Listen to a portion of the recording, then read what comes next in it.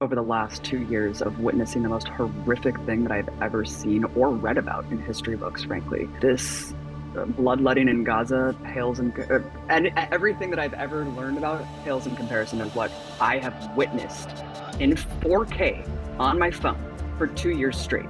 And it's not only revealed the lack of humanity and just the criminality of not only governments, but these global institutions that were created under the auspices to prevent tragedies like this, prevent state actors from committing genocide. I've always thought that if people just knew the situation in Palestine, or if they knew what their government was doing around the world, they would care.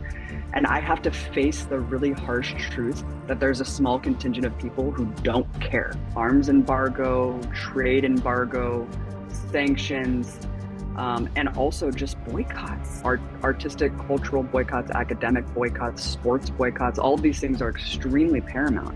For governments, get the embassies out, suspend the diplomats, stop the trade, and stop shipping weapons, which was cementing just the most basic measures possible. Arresting war criminal Netanyahu if he comes through your jurisdiction. States are completely, fully complicit, and I think it all comes down to being threatened with a nuclear empire. There's a barrel of a gun held to the heads of the world from the United States, and that's why this genocide is raging on. We're talking about over 200 journalists and media workers that have been systematically slaughtered, many alongside their entire families. New York Times editorial board should be tried at The Hague, next to Netanyahu and the Trump administration and the Biden administration for their complicity in manufacturing consent for this genocide. So I am horrified and disgusted at the silence from mainstream journalist institutions, at the lack of solidarity for their murdered colleagues, because if they think that's going to start and stop in Gaza, they are sorely mistaken. This is obviously a testing ground and a warning shot to the rest of the world to fall in line. Citizens have to put their bodies on the line to do what governments have failed to do.